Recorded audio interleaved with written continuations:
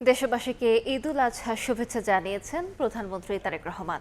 বুধবার এক ভিডিও বার্তায় সরকার প্রধান বলেন, কোরবানি শুধু পশু জবাই নয়, বরং লোভ লালসা, হিংসা বিদ্বেষ আর মনের পশুত্বকে পরাভূত করার দীক্ষা গ্রহণের মধ্যে নিহিত।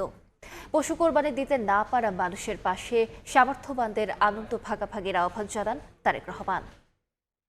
কোরবানি শুধু পশু জবাই নয়, বরং লোভ লালসা, হিংসা বিদ্বেষ আর মনের পশুত্বকে পরাভূত করার দীক্ষা গ্রহণের মধ্যেই নিহিত রয়েছে কোরবানির মাহাত্ম্য ও তাৎপর্য।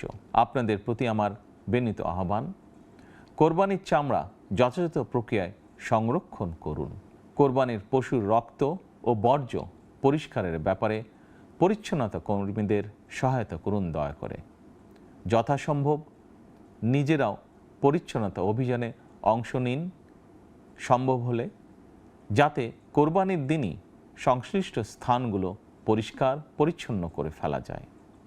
পবিত্র ঈদে কায় মনোবাক্যে আল্লাহর দরবারে প্রার্থনা, তিনি যেন আমাদের মাতৃভূমিসহ সমগ্র মুসলিম বিশ্ব ও মানব জাতির জন্য শান্তি, নিরাপত্তা ও স্থিতিশীলতা দান করেন।